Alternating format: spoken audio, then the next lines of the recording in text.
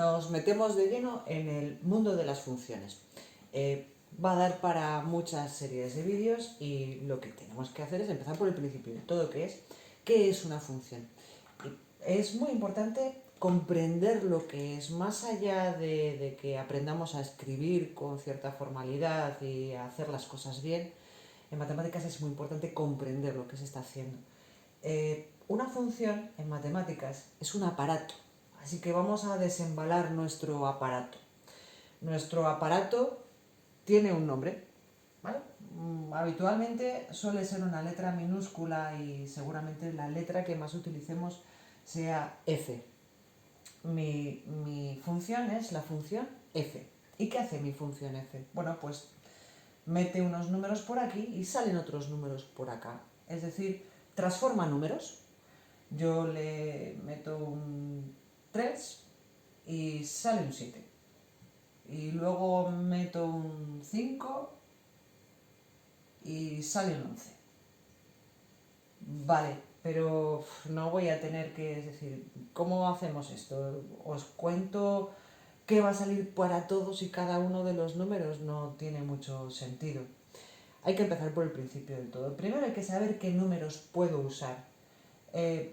Imagina que yo aquí, en mi función, puedo utilizar todos los números reales. Y de esta bolsa de números reales voy metiendo números.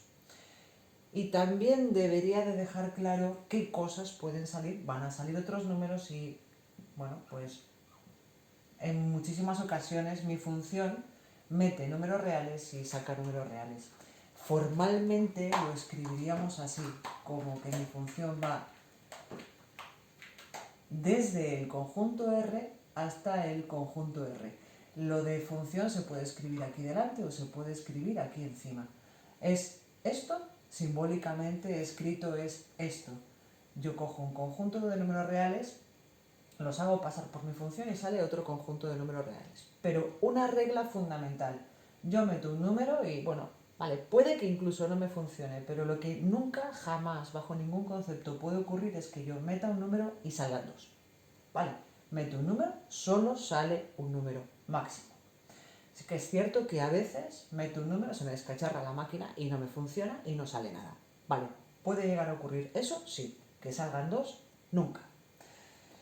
Pero de alguna manera tenemos que saber cómo funciona. Nos tienen que haber dado el libro de instrucciones. Hay varias formas de darnos el libro de instrucciones de una función. Una forma muy, bueno, muy poco práctica sería por descripción. Imaginaros que yo os digo, a cada número le corresponde su doble más 1. A cada número le corresponde su doble más 1. A ver, espera. A este 3 le corresponde su doble, que es el 6, más 1, que es 7. A este número el 5 le corresponde su doble, que es 10, más 1, que es 11. Vale, de acuerdo. Eso lo escribiríamos así. Si yo utilizo la función con mi número 5, me ha salido un 11. Si utilizo mi función con el número 3, me va a salir un 7. Pero esta forma es muy poco práctica. Nos puede servir cuando mi función sea muy rara, del tipo de meto el 3 y va a salir el número de letras que tiene la palabra 3. Para eso me puede servir, fíjate, esta forma de dar funciones. Para funciones así raras, muy retorcidas. Pero es poco práctico.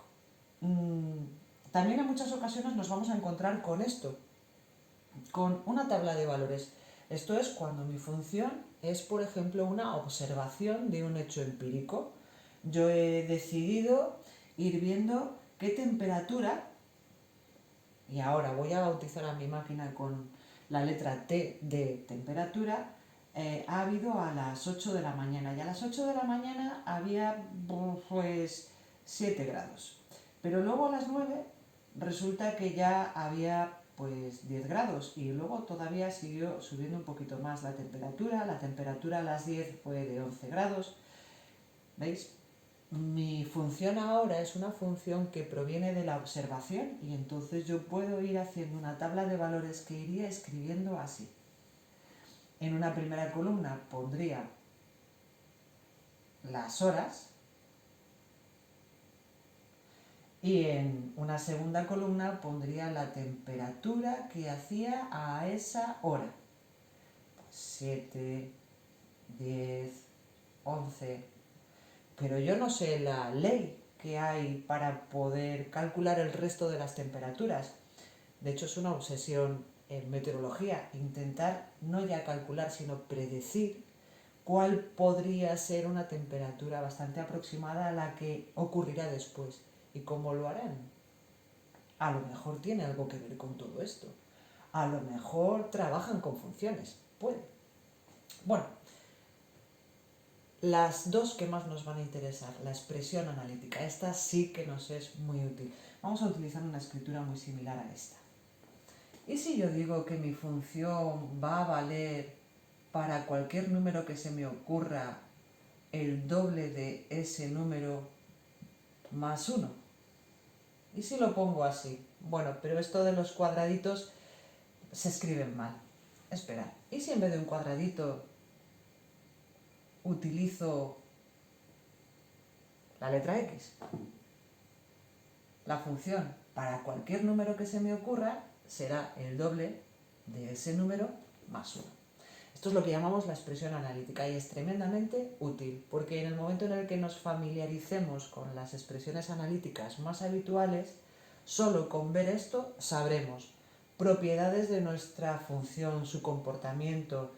Claro, las funciones en muchas ocasiones van asociadas a situaciones reales. Vamos a poder predecir situaciones reales, estudiar su comportamiento, saber cómo funcionan. Por ejemplo, una función así, de este estilo, menos x al cuadrado más 5x, podría estar representando, por ejemplo, un movimiento parabólico al lanzar una piedra, por ejemplo. Es decir, que cuando veamos las expresiones sabremos, si hemos chapado mates, bastantes cosas acerca de esa expresión analítica. Pero falta algo, falta verlo.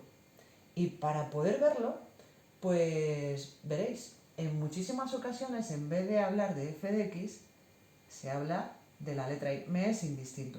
Podría haber puesto f de x igual a 2x más 1 o y igual a 2x más 1. Lo identificamos perfectamente de las dos maneras, porque lo que estamos diciendo es que cuando yo meta el número x va a salir el número y, y ese número y es lo que le haya ocurrido a mi número x al pasar por la función f.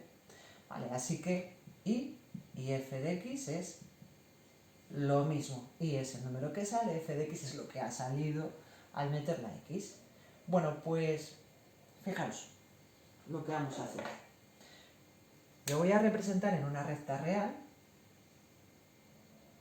¿Veis? Esta es una recta real. Por aquí está el 0. Voy a representar los valores de x. Y voy a representar en otra recta vertical, en otra recta real, pero puesta en perpendicular a la primera, los valores de y. De manera que yo voy a hacer lo siguiente. Si yo tengo la pareja 3, 7, voy a marcar aquí el número 3, voy a marcar el número 7, 3, 4, 5, 6, 7. Voy a subir esto hasta aquí, voy a llevar esto hasta acá, y donde se cruza, ahí voy a tener un punto que va a representar a una pareja de puntos que funciona en mi función. Es muy importante respetar el orden. El 3 era el de las x, el 7 es el de las y's, el x es la variable independiente la que entra, la y es la variable dependiente la que sale. ¿Vale? Y represento el otro punto. Voy a representar el 5, 11. El 5 vendría aquí, 8, 9, 10, 11. Bueno, imaginaros que lo represento con el 1, con el 2, con el 4. Voy viendo lo que le ocurre al 1. Al 1. ¿Qué le ocurre al 1? Tengo que hacer el doble de 1 más 1. 3. Y para el 2 tengo que hacer el doble de 2, 4 más 1, 5. Oye, ¿no está pasando algo raro con los puntos? Vaya que sí está pasando. Lo que está pasando es que la mayor parte de las funciones con las que vamos a trabajar tienen comportamientos muy predecibles. Van a ser en muchísimas ocasiones de un trazo continuo. Si represamos todos, si cogemos este saco y lo volcamos y nos sale todo, lo que vamos a tener es un conjunto infinito de parejas. Representamos ese conjunto infinito de parejas y nos van a dar formas. En concreto, esta, la f de x igual a 2x más 1, la función con la que estoy trabajando, por ejemplo, si represento todos los puntos, me va a quedar una recta. ¿Vale? Y entonces ya voy a tener mogollón de información, porque esto es tremendamente gráfico. Claro, es una gráfica, es tremendamente gráfico. Ofrece mogollón de información. Estas dos formas de dar una función, la expresión analítica y la expresión gráfica, van totalmente emparejadas, se complementan, son básicas para comprender todas las propiedades de una función. Y si mi función está explicando un hecho de la vida real, vamos a poder comprenderlo muchísimo mejor. No os hacéis una idea de qué mundo se nos abre con las funciones, y es lo que vamos a empezar a ver a partir de los siguientes vídeos. Espero que os guste.